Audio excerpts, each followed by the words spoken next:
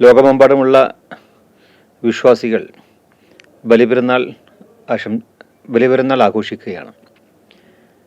ബലിപെരുന്നാൾ എന്നത് ഒരു വലിയ ത്യാഗത്തിൻ്റെ ഓർമ്മകളാണ്. ഖലീലുല്ലാഹി ഇബ്രാഹിം അലൈഹി സ്വലാത്തു വസ്സലാം, അള്ളാഹു അവരെ വിളിച്ചത് ദൈവത്തിൻ്റെ സുഹൃത്ത് എന്നാണ്. ഒരുപാട് പരീക്ഷണങ്ങൾ നേരിട്ട് എല്ലാം ദൈവത്തിലേക്ക് അർപ്പിച്ചുകൊണ്ട് നടത്തിയ ജീവിതത്തിൻ്റെ ആ സമർപ്പണം, അതിൻ്റെ ഓർമ്മക്കായി അള്ളാഹു അവരുടെ ഓർമ്മകൾ ഉയർത്തി എന്നുള്ളതാണ് ഈ ബലിപെരുന്നാളിലൂടെ നമുക്ക് മനസ്സിലാക്കാൻ സാധിക്കുന്നത്.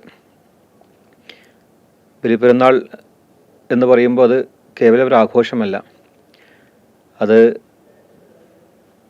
ഹജ്ജിൻ്റെയും അറഫയുടെയും ഒക്കെ പ്രാർത്ഥന നിർഭരമായ ഓരോ നിമിഷത്തിൻ്റെയും ആഘോഷമായാണ് നമ്മളത് കാണുന്നത്. ഓരോ വിശ്വാസിയും തൻ്റെ ജീവിതം അത് ദൈവത്തിന് സമർപ്പിക്കുക എന്നുള്ള ഒരു അടിമയുടെ സൃഷ്ടിയുടെ കർമ്മമാണ് അതിലൂടെ പ്രാവർത്തികമാക്കുന്നത്. നമുക്കറിയാം, നമ്മുടെ ഓരോ ജീവിതം, നമ്മളെല്ലാ നമസ്കാരത്തിലും ഒരു പ്രതിജ്ഞ ചെയ്യുന്നുണ്ട്. ഇന്ന സ്വലാത്തി വനുസുഖി വമഹയായ വമമ്മാത്തി ലില്ലാഹി റബ്ബിൽ ആലമീൻ. എൻ്റെ ജീവിതവും എൻ്റെ കർമ്മവും എല്ലാം അള്ളാഹുവിന് വേണ്ടിയാണ് എന്ന് പ്രതിജ്ഞ ചെയ്യുമ്പോൾ അത് തീർത്തും അന്വർത്ഥമാക്കുന്ന രീതിയിലായിരുന്നു പ്രവാചകന്മാരുടെ ജീവിതം. അതിലേറ്റവും വിജയിച്ച ഇബ്രാഹിം നബി അലൈഹി സ്വലാത്തു വസ്സലാമിൻ്റെ ഓർമ്മകൾ, ഒരുപാട് കാലങ്ങൾക്ക് ശേഷം 86 വയസ്സായപ്പോഴാണ് അവർക്ക് ഒരു കുഞ്ഞിനെ ലഭിക്കുന്നത്. ആ സമയത്ത് തൻ്റെ കുഞ്ഞിനെ, തൻ്റെ ഭാര്യയെയും ഉപേക്ഷിക്കാൻ വേണ്ടി അള്ളാഹു കൽപ്പിക്കുകയുണ്ടായി. അത് തൻ്റെ അള്ളാഹുവിൻ്റെ കൽപ്പനയാണ് എന്ന് അറിഞ്ഞപ്പോൾ ഹാജറ ബീവി ചോദിക്കുകയുണ്ടായി, അത് ദൈവത്തിൻ്റെ കൽപ്പനയെങ്കിൽ നിങ്ങൾ ഞങ്ങളെ ഉപേക്ഷിക്കുക എന്ന് അവരെ പറഞ്ഞ് ആശ്വസിപ്പിച്ചുകൊണ്ട് അവരെ ഉപേക്ഷിച്ച് ആ ഒരു വിജനമായ സ്ഥലത്ത് ഒറ്റപ്പെട്ട ആ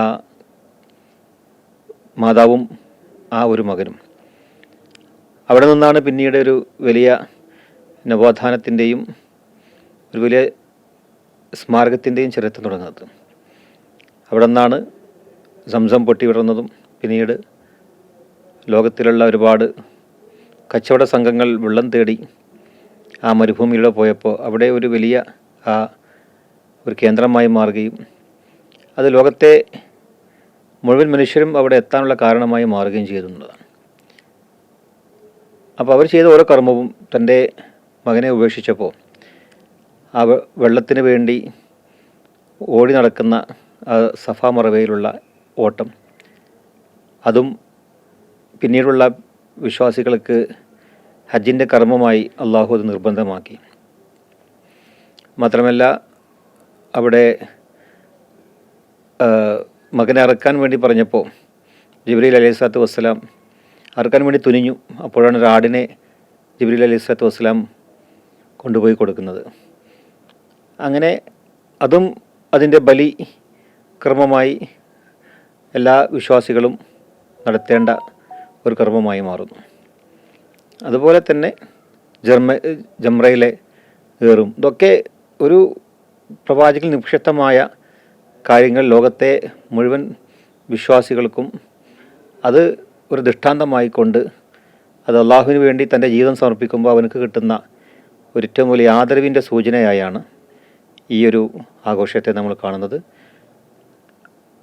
അറഫയും ഹജ്ജും ഒക്കെ അതാണ് സൂചിപ്പിക്കുന്നത്. എല്ലാവരും തുല്യരായി ഒരേ വസ്ത്രം ധരിച്ച് ഒരേ മന്ത്രം മോദി അള്ളാഹുവിൻ്റെ മുമ്പിൽ നമ്മളെല്ലാവരും ഒന്നാണ് എന്നുള്ള ചിന്ത, അതിലൂടെ അള്ളാഹുലേക്ക് മടങ്ങിക്കൊണ്ട് നമ്മുടെ മനസ്സിനെ ശുദ്ധീകരിക്കുക എന്നുള്ള ഒരു വലിയ ഒരു ഉത്തരവാദിത്വം കൂടിയാണ് ഇതിലൂടെ നമുക്ക് നൽകാൻ കഴിയുന്നത്. എൻ്റെ എല്ലാ സുഹൃത്തുക്കൾക്കും അമൃത ടി വിയുടെ പ്രേക്ഷകർക്ക് എൻ്റെ ബലിപെരുന്നാൾ ആശംസകൾ നേരുന്നു.